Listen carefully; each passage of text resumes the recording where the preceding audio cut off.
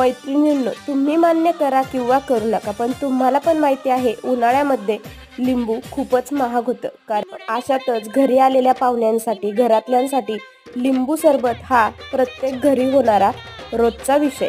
मग अशासाठी मी तुमच्यासाठी एक खास पद्धत घेऊन आलेली आहे. ते आहे लिंबू सरबतच्या प्रीमिक्सची.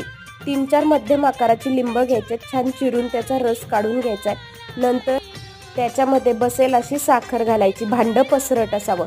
रोजच्या रोज हे मिश्रण पूर्ण हलवून घ्यावं. 3-4 दिवस घरामध्ये फॅनच्या हवेखाली हे छान सुकवून घ्यायचं. उन्हामध्ये अजिबात सुकवायचं नाही.